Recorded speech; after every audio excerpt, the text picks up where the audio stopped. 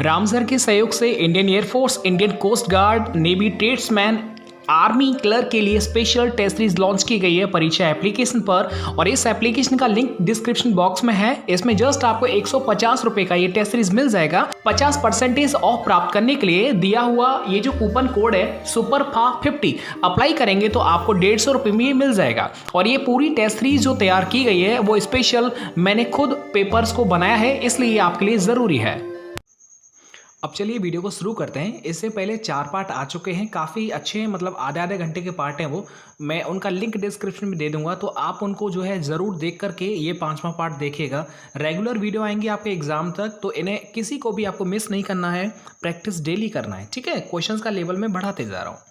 अब देखिएगा, पहला क्वेश्चन है। अब हम स्टार्ट होते हैं और जब ये एंड होगा तभी हम कुछ अपनी एक्स्ट्रा बातें करेंगे। लिखा हुआ है कि I am going to have this certificate attest by the director. ये पूरा सेंटेंस लिखा हुआ है, क्या इसमें कोई गलती आपको नजर आ रही है? देखो, मुझे तो नजर आ गई है। पार्ट सी के अंदर यहाँ पर देखिएगा मिस्टेक नजर आ रही है, और वो मिस्टेक कौन सी है आपने भी फाइंड की होगी। अटेस्ट नहीं, अटेस्टेड होना चाहिए। मतलब ये हो गया कि I am going to have this certificate attested, मतलब मैं डायरेक्टर के द्वारा इस सर्टिफिकेट को अटेस्टेड जो है करवाने के लिए जा रहा हूँ। तो यहाँ पर अटेस्टेड आना चाहिए। अब आप कहेंगे सर ऐसे क्यों, हमें क्या पता चलेगा? देखिएगा, आपको एक चीज़ पता होगा कि यहाँ पर लिखा है बाय द डायरेक्टर। ये क्या है? बाय के बाद जो भी आता है, यानी कि वो ऑब्जेक्ट आता है ना। अब इसमें एक चीज़ देखिएगा, पैसिव, यहाँ पर पैसिव वॉइस इसको बनाया गया है। और पैसिव वॉइस की जो बनावट होती है आपको पता है क्या होती है?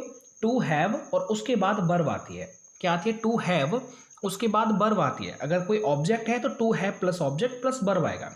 अब वर्ब आएगा तो आपको पता है पैसिव में जो वर्ब आती है वो थर्ड फॉर्म आती है, तो इसलिए यहाँ पर जो अटेस्ट है वो अटेस्टेड होना चाहिए। Is that clear? आगे बढ़ जाइएगा। आगे दूसरे नंबर का है और इसमें आपको एरर फाइंड करना है।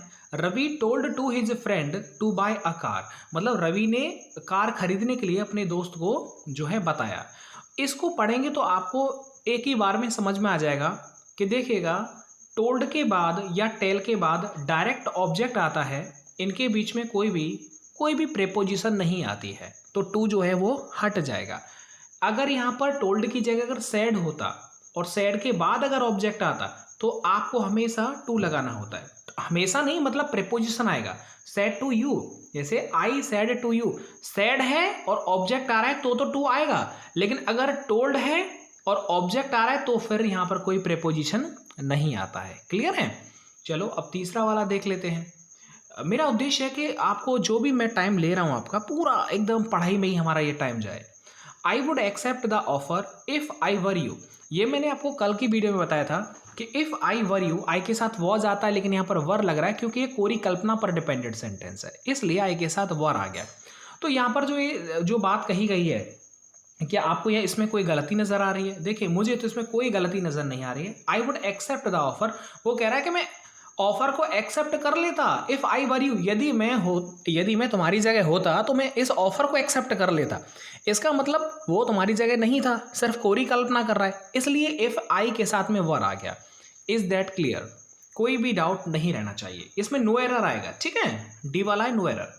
आगे देखिएगा, I am more lonelier here than I was in the USA। इस पूरे सेंटेंस को जब आप पढ़ेंगे तो आपको समझ में एक ही बात आएगा कि यहाँ पर मोर नहीं आना चाहिए। जो पहले पार्ट में दे रखा है मोर नहीं आना चाहिए, क्योंकि जो लोनियर है ना, लोनियर जो है वो ऑलरेडी क्या है, वो कंपैरेटिव बना हुआ है। तो जब कंपैरेटिव ऑलरेडी ER लगाने से बन जाता है तो आपको जो है एक्स्ट्रा यहाँ पर मोर इस्तेमाल नहीं करना होता है। क्लियर? तो ये एक कॉन्सेप्ट होता है कि जिसमें IER आ गया, यानी कि वो उसका कंपैरेटिव बन गया है। तो बन गया है तो आपको एक्स्ट्रा मोर नहीं लगाते। जैसे देखिएगा, ब्यूटीफुल का ब्यूटीफुलर नहीं होता, इसलिए उसमें ना तो EST लगता है ना ही ER लगता है, तब हमें उससे पहले मोर और मोस्ट लगाना होता है। लेकिन जैसा ही कोई एडजेक्टिव हो उसमें ER या EST लग जाता है, तब आप उससे पहले मोर या मोस्ट नहीं लगा सकते। आगे बढ़ जाइएगा। आगे 5वां क्वेश्चन है और ये काफ़ी अच्छा क्वेश्चन है कि may I know to who I am speaking. क्या ये सेंटेंस आपको सही लग रहा है क्या? देखिएगा, मैं आपको बताता हूँ। बीच में जो टू हु लिख रहा है ये गलत है, क्योंकि ये जो हु है ना, हु से पहले कोई प्रेपोजिशन नहीं आता।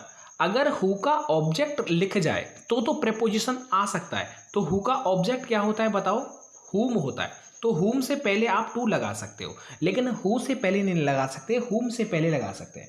कोई डाउट तो नहीं रहेगा। मतलब हु की जगह पर हुम आ जाएगा, WHOM आ जाएगा। और ये आपको याद रखना है कि जो टू के बाद हु जो होता है ना भाई, वो नहीं आता। टू के बाद ऑब्जेक्टिव केस आता है। तो ऑब्जेक्टिव केस हु का क्या होता है, हुम होता है। अरे ऐसे समझो, जैसे मैंने ये बोला कि आई वॉन्ट टू, यहां पर लिख रहा है टॉक टू हर, मैं उससे बात करना चाहता हूं।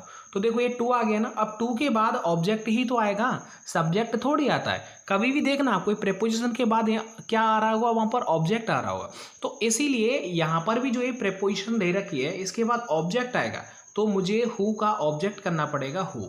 इसलिए मेरा बी वाले पार्ट में एरर हो जाएगा। अब देखो फिल इन द ब्लैंक्स का नंबर आ गया। मैंने इस तरह से आप टॉपिक को डिवाइड कर रखा है पूरी वीडियो में। तो पूरी वीडियो एंड तक आप देखिए, भले स्पीड बढ़ा सकते हैं, लेकिन पूरे क्वेश्चंस को आप अटेम्प्ट करिएगा। आगे लिखा है, आगे देखिएगा, जो भी क्वेश्चंस मिल रहे हैं उनको आप पढ़ते जाइए, आगे बढ़ जाइएगा। A thorough search of the aircraft was carried dash the airport. मतलब पूरे सर्च किया गया था एयरक्राफ्ट को, एयरपोर्ट के अंदर पूरी तरीके से उसको क्या किया गया था, सर्च किया गया था। तो यहाँ पर देखिए कैरी के बाद यहाँ पर कौन सा जो है प्रीपोजिशन आना चाहिए, ताकि एक फ्रेजल वर्ब बन जाए और उसका मतलब एकदम सही सटीक आ जाए। तो देखो यहाँ पर कैरी आउट होता है, कैरी आउट का मतलब होता है पूरा करना। मतलब a thorough search of the aircraft, aircraft की पूर्ण रूप से जो सर्च किया गया था, was carried out the airport, airport पर क्या कर ली गई थी, उसे पूरा कर लिया गया है। ठीक है, जो भी उसकी वो छानबीन करनी थी, ढूंढना था उसे, वो पूरी जो है छानबीन कर ली गई है। तो कैरी आउट का मतलब होता है काम को पूरा कर देना। Is that clear? Carry out का मतलब पूरा कर देना। एक है कैरी ऑन का मतलब जारी रखना किसी को। एक है कैरी ऑफ का मतलब होता है विन करना, जीत लेना। तो यहाँ पर कैरी आउट होता है कि ना, मैंने इस काम को कैरिड आउट कर लिया है। तो कैरिड आउट का मतलब होता है पूरा कर लेना। तो यहाँ पर चारों में से जो ए वाला ऑप्शन है वो एकदम सूटेबल आंसर है, कैरिड आउट। आगे देखिएगा, आगे है discrimination dash any form should be avoided. यानी कि जो डिस्क्रिमिनेशन होता है ना भैया, ठीक है, वो किसी भी फॉर्म का हो उसे अवॉइड करना चाहिए। तो ये पैसिव बना हुआ है, तो ये आपको याद रखना है कि डिस्क्रिमिनेशन का मतलब क्या होता है, भेदभाव होता है। किसी भी तरह का भेदभाव हो उसे अवॉइड करना चाहिए। तो डिस्क्रिमिनेशन के बाद आने वाला जो प्रेपोजिशन है वो ऑफ आता है। क्या आता है बताओ, ऑफ आता है। तो ये ए वाला एकदम सही हो जाएगा। माई फ्रेंड्स फादर डैड, मतलब मेरे दोस्त के पिताजी क्या है, खत्म हो गए थे डैश कैंसर, बीमारी की वजह से। आपको पता है कि डैड के बाद यहां पर लिखा है कैंसर। अगर कोई बीमारी हो, डाइड, तो डाइड के बाद अगर कोई बीमारी आ रही हो, तो ऐसे केस में अगर बीमारी का नाम लिखा हुआ है तो आपको डाई के बाद ऑफ लगा देना है। तो इसलिए यहाँ पर जो ऑफ वाला अब यहाँ पर दे नहीं रखा है, तो कोई बात नहीं, ये एक्स्ट्रा लिखा हुआ है तो यहाँ पर ऑफ हो जाएगा। ठीक है, ऑफ हो जाएगा। तो यहाँ पर जो है सी वाला आप एकदम सही हो जाएगा। कोई डाउट तो नहीं है। देखो धीरे धीरे जब आप पढ़ेंगे तो आपको चीजें समझ में आने लगेगी। चलो आगे बढ़ जाइएगा। आगे देखिएगा, I can not make ends dash on my small salary. तो देखो मेक एंड्स, अब ये पूरा आपने, अच्छा एक चीज आपने इडियम पढ़ा होगा, मेक एंड्स मीट पढ़ा है ना। मेक एंड्स मीट का मतलब होता है वहन करना। पूरे घर का खर्चा मैं वहन नहीं कर सकता क्योंकि मेरी नौकरी नहीं है। तो I can't make ends meet, मैं वहन नहीं कर सकता ऑन माई स्मॉल सैलरी, मैं जो मेरी कम सैलरी है उससे लेकर के मैं पूरे जो भी खर्चे हैं उनको मैं वहन नहीं कर सकता। तो वो होता है मेक एंड्स मीट। ये पूरा फ्रेजल है, इसलिए आप याद करना, मेक एंड्स मीट का मतलब वहन करना होता है। आगे देखिएगा, आगे 10वां क्वेश्चन है और उम्मीद करता हूं सारे क्वेश्चन आप कर रहे होंगे। हिज मैनर्स डैश हिम, यानी कि उसके जो मैनर्स हैं वो क्या करते हैं, मतलब अब देखो यहाँ पर पूरा पढ़िएगा, कौन सा आएगा बताओ, इन पूरों सभी को आप पढ़िएगा तो समझ में आएगा मीनिंग क्या है। तो इस सेंटेंस को जब पूरा पढ़ेंगे तो समझ में आएगा कि his manners dash him.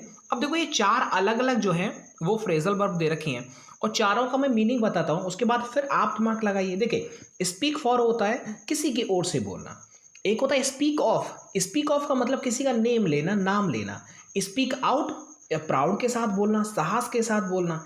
Speak up जोर से बोलना। ठीक है, तो अब इन चारों में से कौन सा आएगा ये मैं आपके लिए छोड़ देता हूं, बाकी मैं पूरा पेपर आपको, अगर फिर भी गलत करेंगे तो मैं कमेंट पिन कर दूंगा एग्जैक्ट आंसर, या फिर कल वीडियो में बता दूंगा इसका। आगे देखो अडोर्न, ये शायद मैंने 2-3 दिन पहले ही बताया था। अडोर्न का मतलब क्या होता है, अडोर्न का मतलब होता है सजाना, अलंकृत करना, तो इसका सिनोनियम हो जाएगा ब्यूटीफाई। क्या हो जाएगा इसका सिनोनियम बताओ? ब्यूटीफाई हो जाएगा, यानी कि डी वाला इसका सिनोनियम हो जाएगा। बाकी अलग है, देखो ट्रस्ट माने विश्वास होता है, राइटर माने लेखक होता है, सस्पेक्ट माने संदेह संदिग्ध जो होता है। एक है रिपोज। रिपोज का मतलब क्या होता है बताओ जल्दी से? REPOSE। रिपोज का मतलब होता है रेस्ट करना, आराम करना, तो रेस्ट वाला इसका सिनोनियम हो जाएगा सी वाला हो जाएगा। एक है इसमें प्लेस। प्लेस का मतलब जगह होता है, रिप्लेस का मतलब बदलना या फिर वापस करना, कीप माने रखना, तो ये चारों मैंने आपको बता दिए। एक है कोमोशन। कोमोशन अच्छा है, पढ़ लीजिए, याद कर लीजिएगा। कोमोशन, कोमोशन का मतलब होता है कमोशन, कोमोशन नहीं सॉरी कमोशन बोलते हैं इसे। कमोशन का मतलब होता है शोरगोल या हंगामा कहीं पर, तो सिनोनियम क्या हो जाएगा? डिस्टरबेंस हो जाएगा। क्या हो जाएगा? डिस्टरबेंस का भी तो मतलब वही होता है, शोरगोल। अच्छा, एक है इसमें चीयर। चीयर का मतलब क्या होता है बताओ? प्रसन्न, वही मतलब खुशी, प्रसन्न करना। एक है इम्बैलेंस। इम्बैलेंस का मतलब जो बैलेंस न हो, यानी कि असंतुलन। एक है मूवमेंट। मूवमेंट का मतलब होता है चाल। आगे बढ़ जाएगा, आगे पूछा ब्लीक, तो ब्लीक का आपको उल्टा पूछा है। अब ये सारी चीज़ें आपको याद होना चाहिए। ब्लीक का मतलब होता है धुंधला सा, ठीक है, या फिर एक और मीनिंग होता है इसका निराशाजनक, तो इसका उल्टा क्या हो जाएगा बताओ? ब्राइट हो जाएगा। तो धुंधला का उल्टा होता है ब्राइट, तो ब्राइट इसका जो है वो इसका उल्टा हो जाएगा। बाकी अलग अलग और भी चीज़ें हैं जो आपको याद रखनी है। एक है इसमें फास्टिडियस। अच्छा, अब आपसे पूछा फास्टिडियस का उल्टा क्या होता है?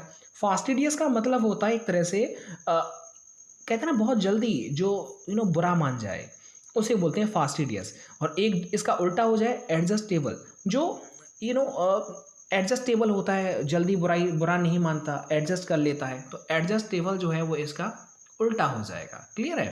तो एडजस्टेबल क्या हो जाएगा? इसका उल्टा हो जाएगा। आगे देखो शैलो। शैलो का अच्छा देखो बाकी और भी स्पेलिंग है इसमें। एक है इसमें फजी। फजी का मतलब होता है कि छोटी छोटी चीज़ कमी निकालने वाला। एक है कोऑपरेटिव, वही कोऑपरेटिव होता है ना, वही मिला जुला रूप। एक है प्रॉमिसिंग। प्रॉमिसिंग मतलब वही आशाजनक होता है। अच्छा, एक है इसमें शैलो। शैलो का मतलब क्या होता है बताओ सब? शैलो आपने देखा गड्ढा, गड्ढा देखा जो कम गहरा हो, उसे बोलते हैं शैलो। उल्टा हो जाएगा डीप। ये कई बार मैंने एग्जाम में देखा हुआ है, पूछा जाता है। डीप का उल्टा होता है शैलो, ठीक है, तो ये आपको ब्लोम याद होना चाहिए। हाई माने ऊंचा, लॉन्ग माने लंबा, और वाइड माने चौड़ा, चारों याद हो जाएंगे। अब देखो इडियम्स एंड फ्रेजेस से मैंने कुछ क्वेश्चंस को सिलेक्ट किया है। Birds of the same feather. Birds of the same feather का मतलब क्या होता है बताओ? एक ही थाली के चट्टे बट्टे, यानी कि persons of the same character. तो यहाँ पर जो डी वाला है वो एकदम सही हो जाएगा। याद कर लीजिएगा सारी चीजों को, एक बार मैं रिवीजन भी कराऊंगा, चिंता मत करना। आगे और देखेगा, एक और लिखा है to fight tooth and nail. भाई लड़ाई कर रहे हो तो आप दांतों से भी कर रहे हो, नेल से भी कर रहे हो, नाखूनों से भी, मतलब पॉसिबल जो भी हो पा रहा है वो सारा काम कर रहे हो। To make every possible effort, यानी एडी चोटी का जोर लगा देना, तो वो होता है to make every possible effort, जो भी हो पा रहा है भाई वो पूरा पॉसिबल प्रयास कर रहे हो। आगे देखो, टू कॉल अ स्पेड, ये तो आपने खूब पढ़ा होगा। टू कॉल अ स्पेड, इसका मतलब क्या होता है? इसका मतलब होता है एकदम स्पष्ट रूप से कहना, टू बी फ्रैंक। तो टू बी फ्रैंक यहाँ पर एकदम सही हो जाएगा, मतलब ए वाला हो जाएगा आपका राइट आंसर। आगे देखो, अ वाइट एलिफेंट, ये तो मैंने कई बार आपको याद करवाया है। अ वाइट एलिफेंट का मतलब क्या होता है? मतलब कोई भी बहुत कीमती चीज़ है परंतु वो बेकार की चीज़ है। मतलब एक तो एलिफेंट बहुत महंगा होता है और ऊपर से वो सफ़ेद है, मतलब आपके काम का ही नहीं है। इसका मतलब costly and troublesome possession to its owner, यानी अपने ही वो मालिक के लिए क्या होता है? वो प्रॉब्लम खड़ी करता है, तो महंगी भी है। तो यहाँ पर एग्जैक्ट जो आंसर हो जाएगा चारों में से पढ़ करके, ये आपका डी वाला एकदम सही हो जाएगा। Costly and troublesome possession useless to its owner. आगे देखो 25, टू मिस द बस, यानी कि आपने बस को मिस कर दिया। तो इसका मतलब क्या होता है? कोई भी आपको अपॉर्चुनिटी मिली थी उसका आपने लाभ नहीं उठा पाया। मतलब टू मेक द बस का मतलब टू मिस एन अपॉर्चुनिटी। तो यहाँ पर जो बी वाला है वो एकदम सही हो जाएगा। ठीक है, याद हो रहा है ना? याद हो जाएगा, धीरे धीरे याद हो जाएगा। अब देखो वन वर्ड भी मैंने यहाँ पर लिखा है, तो वन वर्ड भी आपको बताना है। और पूछा गया आपसे कि strong dislike between two persons, यानी कि कहते हैं ना दो व्यक्तियों के बीच में बड़ी ही तगड़ी वाली घृणा है, एक दूसरे को बिल्कुल देख के सुहाता नहीं है एक दूसरे को। ठीक है, तो बताओ इनमें से क्या हो सकता है? बताओ, क्या एंटीपैथी या अपैथी? सोच के बताओ क्या हो सकता है। उसे बोलते हैं एंटीपैथी। एंटीपैथी होता है घृणा हो, नफरत हो बहुत ज़्यादा एक दूसरे के बीच में, तो उसे एंटीपैथी बोलते हैं। तो वन वर्ड था, ठीक है, याद हो जाएगा। 2-3 बार रिवीजन करना तो याद हो जाएगा। एक है अवर्जन। अवर्जन का मतलब होता है वही विरोध होता है। एक है अपैथी। अपैथी का मतलब उदासीनता। एक है डिस्पेयर। डिस्पेयर का मतलब निराशा। तो फाइनली एंटीपैथी इसका राइट आंसर हो जाएगा। चलो आगे पूछो। मैंने पूछा स्पेलिंग, आपको कुछ मैंने गलत स्पेलिंग दी है और उनका आपको सही बताना है, ठीक है। ये पूछा है कि अबंडेंट, तो अबंडेंट का जो है वो सही स्पेलिंग आपको बताना है। पहले समझो, अबंडेंट का मतलब होता है पर्याप्त मात्रा में, बोल सकते हैं उसे, ठीक है। तो लिखो अबंडंट, तो ये हो जाएगा ABUNDANT। फाइनली जो इसका एग्जैक्ट आंसर होगा ये हो जाएगा डी वाला, ABUNDANT, ठीक है, अबंडेंट। आगे मैंने आपसे पूछा है मैग्निफिशेंट। मैग्निफिशेंट की आपकी स्पेलिंग पूछ ली और एकदम क्या ना, मैग्निफिशेंट, वाह, मतलब एकदम शानदार। तो मैग्निफिशेंट की स्पेलिंग होती है कि MAG, MAGNIFICENT। तो फाइनली यानी कि ये दे रखी है डी वाले में, MAGNIFICENT। क्या है बताओ, याद करोगे 2-3 बार तो याद हो जाएगा। MAGNIFICENT, मैग्निफिशेंट, मतलब एकदम शानदार। चलो ये पेपर पूरा खत्म हो चुका है। क्वेश्चंस भी काफ़ी थे, मैंने बीच में कोई डिस्कशन नहीं किया, इसलिए पूरा पेपर बड़ा जल्दी हो गया।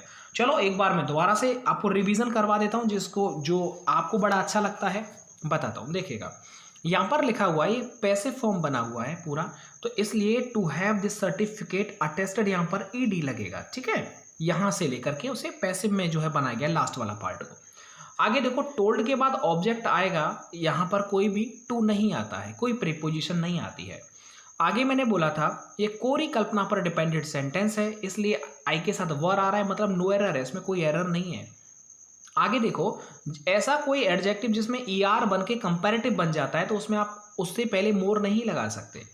एक और देखिएगा, मैंने ये बोला था कि यहाँ पर to, may I know to whom, यानी टू के बाद ऑब्जेक्ट केस आता है, तो हु है जो सब्जेक्ट होता है, इसलिए इसका ऑब्जेक्ट केस लगाएंगे हुम।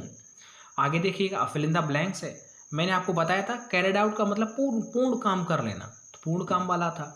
डिस्क्रिमिनेशन किसी भी फॉर्म में हो अवॉइड करना चाहिए, तो डिस्क्रिमिनेशन, देखो भाई जब आप दो तीन चीज़ों को जब एक साथ रिलेट करके पढ़ते हो ना, तो चीज़ें आसान हो जाती हैं, भूलते भी नहीं हैं आप। तो डिस्क्रिमिनेशन के बाद क्या आता है बताओ जल्दी से, ऑफ आता है। डिस्क्रिमिनेशन ऑफ होता है। देखो एक है इसमें डाइड के बाद अगर कोई बीमारी का नाम है तो डाइड के बाद ऑफ आता है, डाइड ऑफ कैंसर। आगे देखिएगा, आगे देखो, मेक एंड्स मीट, ये पूरा का पूरा फ्रेजल होता है, ये आपको याद कर लेना है। अच्छा, ये वाला मैंने आपसे पूछा है, ये आप कमेंट करके बताएंगे कौन सा ठीक है। अडोर्न का मतलब क्या होता है, सजाना, तो ब्यूटीफाई वाई वो भी तो सजाना होता है। रिपोज का मतलब क्या होता है, रिपोज का मतलब रेस्ट करना, तो रेस्ट हो जाएगा। दो तीन चीज़ें हैं जो आपको याद हो जाएंगी। आगे देखो, कमोशन का मतलब क्या होता है बताओ, डिस्टरबेंस होता है, यानी कि कहीं पर शोरगुल। अच्छा आगे बढ़ जाओ, एक है ब्लीक का मतलब क्या होता है बताओ, ब्लीक का आपको उल्टा बताना है। ब्लीक का मतलब होता है धुंधला, तो ब्राइट का मतलब क्या हो जाए, उजाला हो जाएगा।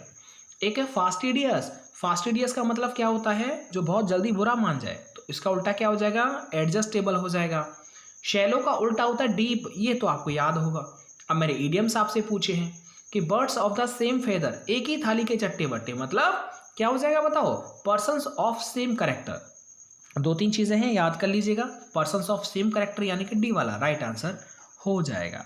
आगे देखिएगा, आगे देखो, to fight tooth and nail, हर तरीके से पॉसिबल एफर्ट किया जा रहा है पेपर को पास करने के लिए। आप क्या कर रहे हैं कि to fight tooth and nail. आगे देखो, टू कॉल अ स्पेड का मतलब क्या होता है, टू बी फ्रैंक इसका मतलब होता है। व्हाइट एलिफेंट है, कॉस्टली है और ट्रबलसम होता है, इसलिए आपका डी हो जाएगा।